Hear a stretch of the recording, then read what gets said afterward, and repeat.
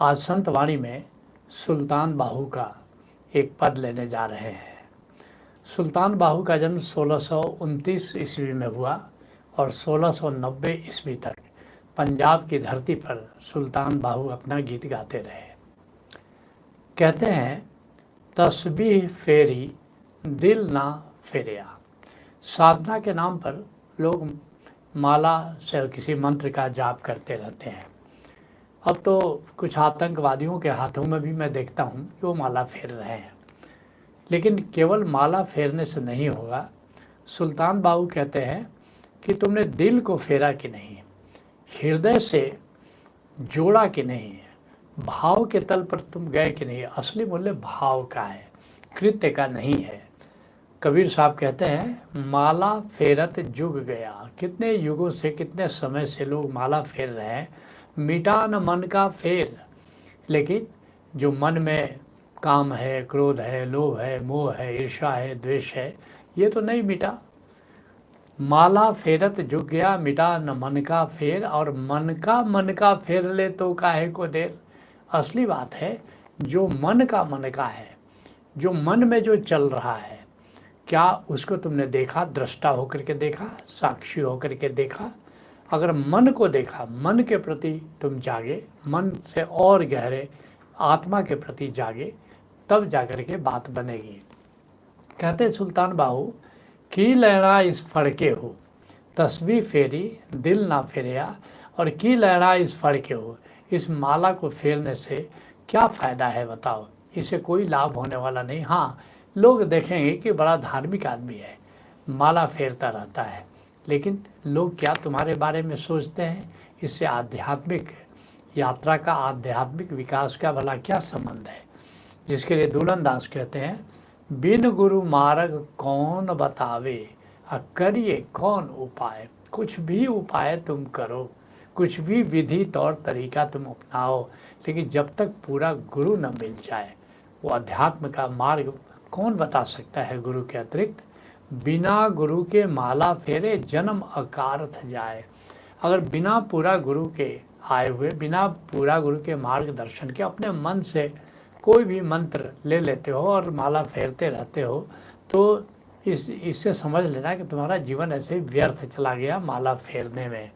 कहते हैं सुल्तान बाहू, अब पढ़या इलम अदब ना सीखिया, की लहरात इस पढ़ के हूँ। कहते हैं कि तुमने किताब में कुछ बात पढ़ी, कुछ वाचक ज्ञान तुमने हासिल कर लिया, इससे क्या हुआ। असली बात यह है कि जो उसका सुमिरन की जो विधि है, कैसे परमात्मा का सुमिरन करे, कैसे आत्मा का सुमिरन करे। अगर तुमने पूरा गुरु से ये बात नहीं जानी, कुछ अनुभव कैसे करना है उसको।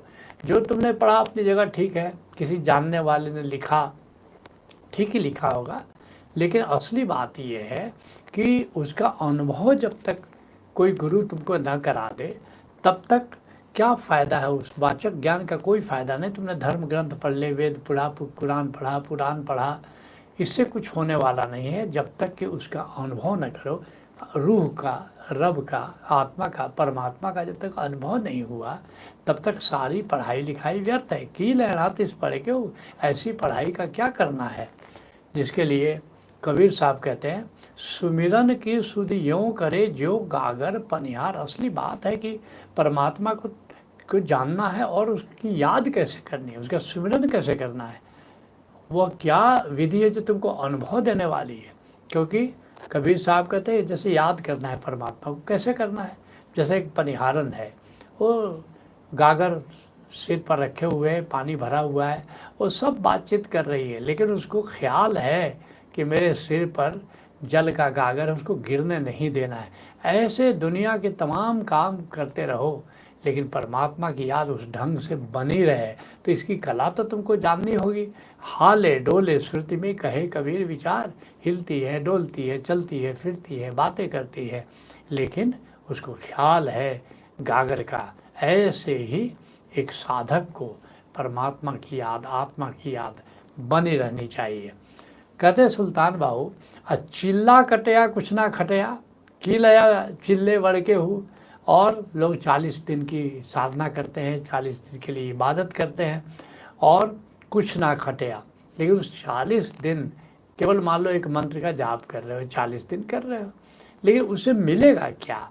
अनेक अनेक लोग अनेक अनेक प्रकार से चालीहा करते रहते हैं, खास करके सूफ़ी फ़कीरों में हर चीज़ की साधना के लिए चालीहा कराया जाता है, लेकिन बिना उसके इल्म को ठीक से जाने हुए, बिना उसको पूरा गुरु से समझे हुए किसी भी साधना का कोई मूल्य नहीं। कीले या चिल्ले वड़के हो, कहते ऐसे चिल्ला या चालीहा करने से क्या हासिल होने वाला है। इसके लिए स्वामी जी महाराज, जो राधा स्वामी मत के प्रवर्तक हैं, कहते हैं शब्द बिना सब झूठा ज्ञान। जो भी ज्ञान तुम हासिल करते हो, अगर तुमने ओंकार को नहीं जाना तो सारा ज्ञान व्यर्थ है। और शब्द बिना सब थोथा ध्यान।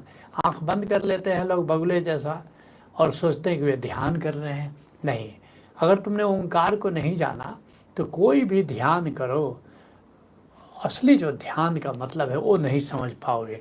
आ शब्द छोड़ मत अरे अजान, राधा स्वामी कहें बखान। इसलिए राधा स्वामी कहते हैं कि ओंकार को मत छोड़ो। अगर ओंकार को पकड़ करके तुम यात्रा कर रहे हो तो तुम्हारी यात्रा सही दिशा में जाएगी। और अगर ओंकार को छोड़ करके तुम कोई भी साधना कर रहे हो, लेकिन वो सही दिशा में तुम्हारी यात्रा नहीं होगी। कहते हैं सुल्तान बाहू, जाग बिना दूध जमदे नाही, लाल हो कर करके हो। कहते हैं बड़ी बड़ी प्यारी उपमा दे रहे हैं कि दूध को कितना भी औंटाओ, औंटा करके लाल ही कर दो, लेकिन जब तक उसमें जामन नहीं दोगे तब तक जो है वो दही नहीं बनने वाला है। ताकि खूब मेहनत कर रहे हो कि नहीं हम तो खूब उसको औंट रहे हैं, इससे क्या होने वाला है। और ये जामन क्या है? ये ओंकार है, ये साधना का जामन है।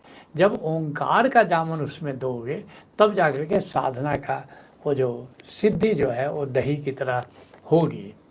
कहते हैं बहुत इस बात को गुलाल साहब, बिना नाम नहीं मुक्ति अंध सब खोइया। जब तक नाम तत्व को नहीं जानते, ओंकार तत्व को नहीं जानते, तब तक मुक्ति होने वाली नहीं है। लोग ऐसे ही अंधे की तरह बस कुछ न कुछ करते रहते हैं और नाम तत्व को नहीं जानते हैं, न जानने की कोशिश करते हैं। कहते हैं कि बिना नाम नहीं मुक्ति अंध सब खोइया, कह गुलाल सत लोग गाफिल सब सोइया। इसलिए गुलाल साहब कहते हैं मैं सच्ची बातें तुमसे कह रहा हूँ कि अगर ओंकार तत्व को तुमने नहीं जाना तो तुम भ्रम में, मूर्छा में, ऐसे ही सोते हुए बेहोशी में अपनी ज़िंदगी गंवा दोगे। कहते हैं सुल्तान बाहू, सावत सिदक कदम अगेरे ताई रब लभीवे हो। रब को अगर पाना है, परमात्मा को अगर पाना है तो दो बातें चाहिए। पहला दृढ़ निश्चय चाहिए और आगे बढ़ना है, आगे बढ़ना है। साधना का नियम है, अगर वहीं तुम रुके हुए हो तो जहाँ तुम रुके हो सोचते हो कि जो उपलब्धि तुम्हारी हुई साधना में वो बनी रहेगी, तो नहीं बनी रहेगी। ये जीवन का नियम है। जो न करेगा सीना आगे, पीठ उससे खींचेगी पीछे। जो ऊपर को चढ़ न सकेगा उसको जाना होगा नीचे। इसलिए हमेशा दृढ़ निश्चय हो और कदम बढ़ाते चलो, चले वेती, चलते चलो, चलते चलो। कहते हैं सुल्तान बाहू, लूलू देवी से जिकर अल्लादा अपया पढ़िए हो। कहते हैं कि रोम रोम से सुमिरन करो। संतों ने कहा है रोम रोम रस पीजिए, पूरे रोम रोम में गनगनाहट हो जाएगी अगर तुम्हारा सुमिरन ठीक से चल रहा होगा।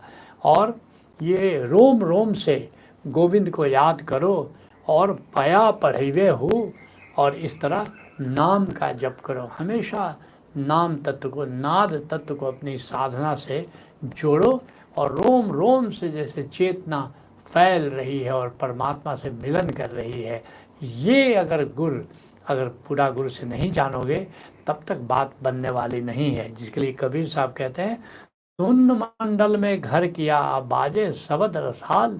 जो भीतर अंतराकाश है उसको सुन्न मंडल कहते हैं। तो उस वहाँ जा कर के विराजो, वहाँ तुम्हारी ग्राउंडिंग हो जाए, बाजे शबद रसाल, वहाँ एक मधुर धुन हो रही है अनाहत नाद की, उसको सुनो। और रोम रोम दीपक भया प्रगटे दीन दयाल, और रोम रोम में जो आलोक है, दिव्य आलोक है, वो फैल जाता है। और ऐसी साधना जब करोगे तब जाकर के बात बनेगी। कहते हैं सुल्तान बाहू, जाहर बातन ऐन आयाने। कहते हैं कि बाहर भी और भीतर भी ओंकार की गूंज हो रही है, कलमे की आवाज़ आ रही है, तो उसको तुम सुनो। और फिर ये आवाज़ कहाँ से आ रही है? बाजे जंत्र मधुर धुन होई, जे बजावे से और कोई। ये बजाने वाला कौन है? नाद का स्रोत कौन है? नाद के स्रोत की दिशा में यात्रा करो। इसको संत मत में सुरत शब्द योग भी कहते हैं। कहते हैं सुल्तान बाहू, जाहर बातन आयन आयानी आहू पया सुने हु। और इस तरह जो अनाहत नाद का संगीत हो रहा है उसको सुनो। इसको आनंद गीता में कभी हमने लिखा था, भीतर भी वही गूंजता है। भीतर आत्मा में उसी नाद की तो गूंज हो रही है, भीतर भी वही गूंजता है, बाहर भी वही गूंजता है। बाहर पूरे आकाश में भी उसकी गूंज हो रही है। अनहद में है वह निराकार, कोयलवन वही गूंजता है। और आत्मा में अनहद की तरफ परमात्मा गूंज रहा है। और जैसे पंछियों के कलरव में भी तो वही गीत गा रहा है ओंकार का ख्याल जिसे, क्या कर पाएगा काल उसे। अतनादम शरणम गच्छामि, भज ओशो शरणम गच्छामि। इसलिए हमेशा अगर नाद का ख्याल हो तो याद रखना, अकारण मृत्यु नहीं हो सकती। तुम कालातीत हो जाते हो, काल पर तुम विजय प्राप्त कर लेते हो। कहते हैं सुल्तान बाहू, नाम फ़कीर तिन्हाता बाहू, कभर जिनादी जीवे हो। कहते फ़कीर किसको कहते हैं? सामान्यतः लोगों को कब्र में डाल दिया जाता है, और ऐसे इस्लाम में मान्यता है कि वो कब्र में जब तक क़यामत नहीं हो वहाँ नहीं पड़े रहते हैं। तो ये कहते हैं कि फ़कीर जो है वो कब्र में पड़ा नहीं रहता है, वो जिंदा रहता है, मरने के बाद भी वो जीवंत रहता है और ज़िंदा रहता है। और ऐसे जो फ़कीर होते हैं क्यों जिंदा रहते हैं? वे अपने अमृत तत्व को जान करके अमर हो जाते हैं। इसके लिए गुरु गोरखनाथ कहते हैं, मरो है जोगी मरो, मरण मरो है मीठा, तिस मरनी मरो, जिस मरनी गोरख मर दीठा। सभी संत जीते जी मरने की बात कह रहे हैं। गोरखनाथ कहते हैं कि मरो, लेकिन योगी की मौत कैसी मौत होती है? जीते जी समाधि में, सिमरन में वो जीते जी मरने की कला जान लेता है, और इस प्रकार मर गए वो अमृत तत्व को अपने जान लेता है। तिस मरनी मरो, जिस मरनी गोरख मर दीठा। गुरु गोरखनाथ कहते हैं कि जैसे जीते जी मैं मरा और मर कर अपने अमृत तत्व को मैंने जाना, वैसे तुम भी जीते जी मरने की कला जान लो और अपने अमृत तत्व को जान करके अमर हो जाओ। संत वाणी को यहीं विराम देते हैं।